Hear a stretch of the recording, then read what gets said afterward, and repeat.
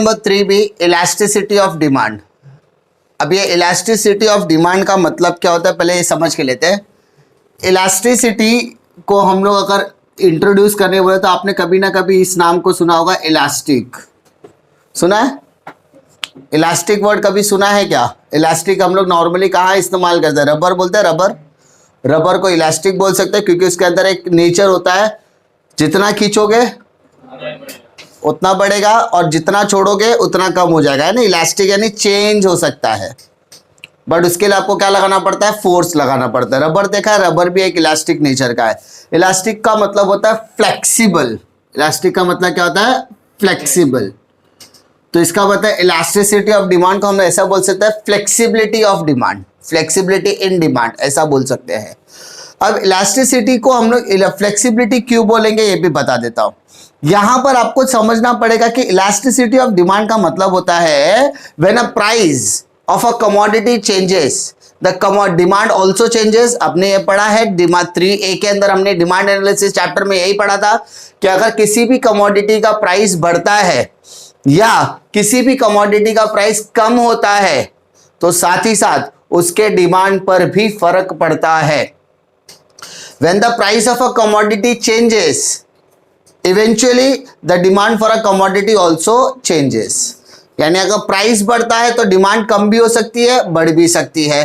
कम कब होती है? जब लॉ ऑफ डिमांड अप्लाई होता है, लेकिन देयर आर सम एक्सेप्शन जहां पे लॉ ऑफ डिमांड के अगेंस्ट में जाके वो डिमांड एक्सटेंड यानी बढ़ भी सकती है। तो इसका मतलब सिर्फ ये समझना है कि अगर प्राइस चेंज होता है तो देयर इज अ पॉसिबिलिटी कि आपका डिमांड भी क्या होगा? चेंज होगा।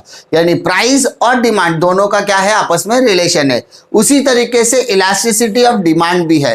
इलास्टिसिटी ऑफ डिमांड भी कहता है कि यहां पर प्राइस एंड डिमांड का एक इंपॉर्टेंट फैक्टर होता है जिसको हम यहां पर कंसीडर करने वाले हैं।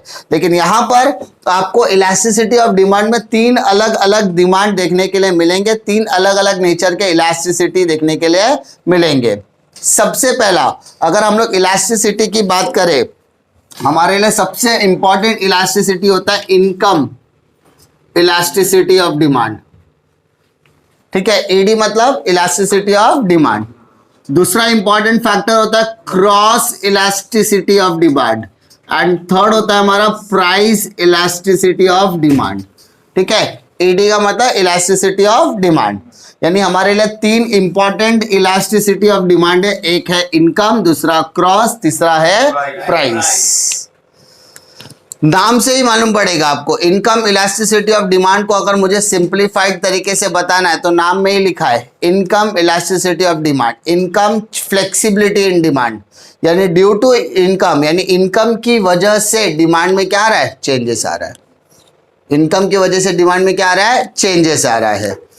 क्रॉस इलास्टिसिटी ऑफ डिमांड का मतलब क्या होता है? अगर सिंप्लीफाइड लैंग्वेज में कहा जाए तो ऐसी इलास्टिसिटी ऑफ डिमांड जहां पर डिमांड के अंदर चेंजेस इसीलिए आ रहा है क्योंकि दूसरी कमोडिटी के प्राइस में चेंजेस आ रहा है। And third, price elasticity of demand का मतलब होता है there is a relation between price and demand. अगर प्राइस बढ़ेगा, प्राइस कम होगा तो प्रोपोर्शनेट चेंजेस, परसेंटेज चेंजेस भी डिमांड में होने वाले हैं।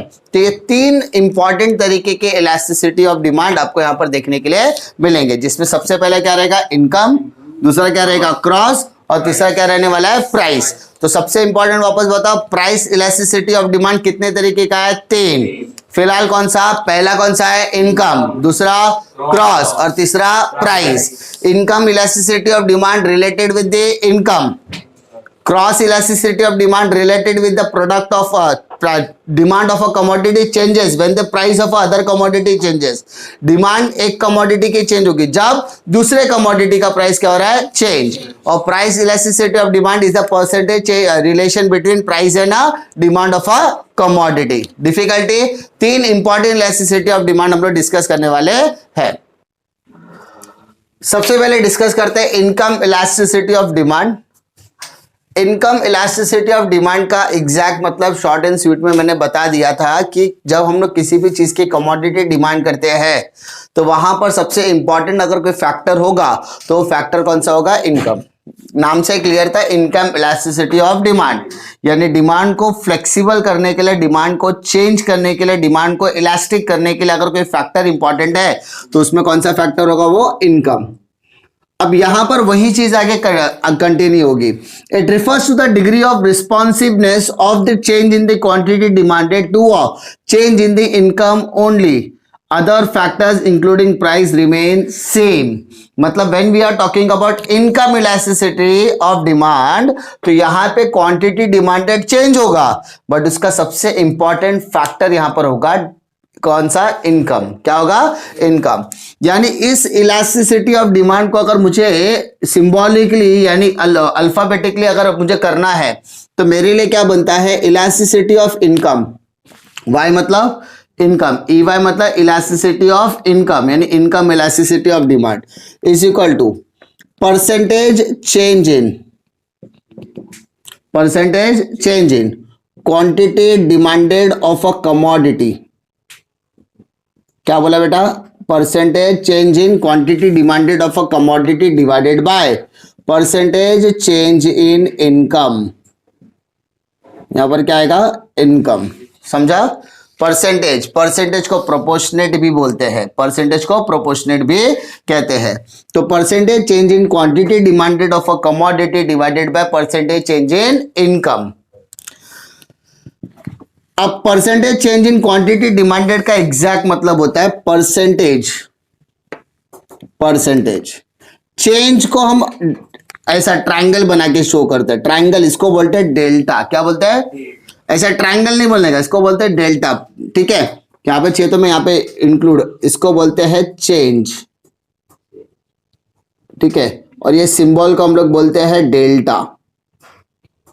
कोई डिफिकल्टी, ट्रायंगल का मतलब होता है चेंज इन, और ये डेल्टा, ये जो सिंबल है उसको हम लोग क्या बोलते हैं, डेल्टा।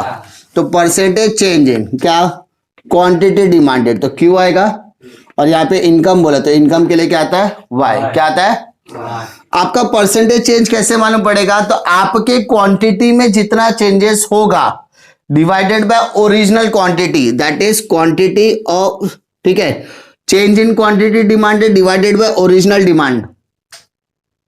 पहले आप 10 केजी की डिमांड करते थे, अब आप 15 केजी की डिमांड कर रहे हो, तो आपका चेंज कितना हुआ, 5। आपका ओरिजिनल कितना था, 10, तो 5/10। तो change in demand divided by demand, D, ये नीचे वाला डिमांड मतलब क्या हो गया, ओरिजिनल डिमांड। कौन सा डिमांड, ओरिजिनल। ठीक है, डिवाइडेड बाय, क्या बोला बेटा, डिवाइडेड, अपॉन है ना, परसेंटेज चेंज इन इनकम, तो वही करो, change in income divided by original income, change in income divided by original income. तो delta Q upon Q multiply करो, तो ऊपर वाला नीचे, नीचे वाला ऊपर, तो y ऊपर जाएगा और डेल्टा y नीचे आ जाएगा। दैट्स इट, हो गया आंसर। ठीक है, तो इसको अगर सिंबॉलिकली अगर आपको रिप्रेजेंट करने बोला है तो आप इस तरीके से रिप्रेजेंट कर सकते हैं।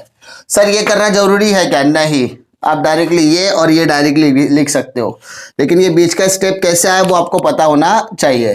अच्छा सर नहीं किया तो क्या होगा, कोई फर्क नहीं पड़ता, लेकिन अगर 2 मार्क का डेफिनेशन आया इनकम इलास्टिसिटी ऑफ डिमांड, तो आपको ये पूरा उठा के लिख दो, बहुत अच्छा इंप्रेशन जाएगा। क्यों, आपने सिंबॉलिकली भी रिप्रेजेंट किया है ना, तो 2 में 2 मिलेगा।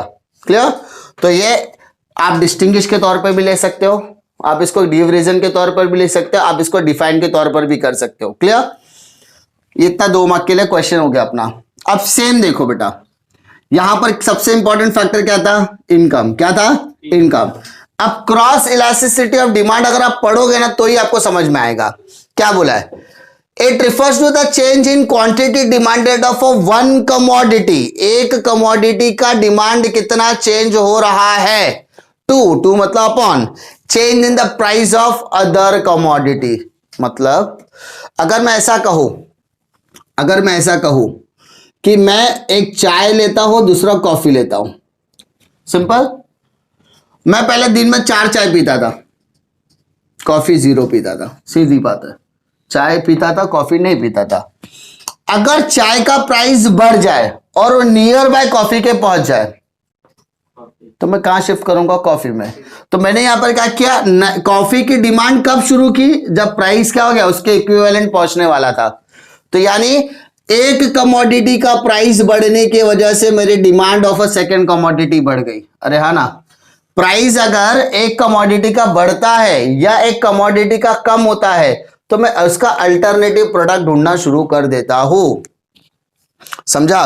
कॉफी और चाय दोनों का प्राइस अगर सेम रहेगा तो भाई वैल्यू क्या है उसकी? कुछ नहीं है।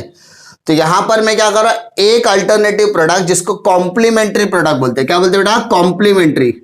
कॉम्प्लीमेंट्री प्रोडक्ट हो सकता है, हम लोग ने पढ़ा भी है कॉम्प्लीमेंट्री गुड्स क्या होता है, और दूसरा हम लोग ने पढ़ा है सब्स्टिट्यूट प्रोडक्ट क्या होता है। सो पढ़ा है ना, सब्स्टिट्यूट मतलब एक दूसरे का अल्टरनेटिव, एक दूसरे का अल्टरनेटिव। यानी अगर आप मैं बात करूं सॉफ्ट ड्रिंक की, तो अगर आप सॉफ्ट ड्रिंक में पीना पसंद करते हो, कोको कोला पसंद करते हो, या थम्स अप पीना पसंद करते हो, या पेप्सी पीना पसंद करते हो, लेकिन जब भी आप पार्टी करोगे तो आप बिग कोला ही क्यों लेकर आते हो? क्योंकि भाई प्राइस उतना ही है, क्वांटिटी डबल है।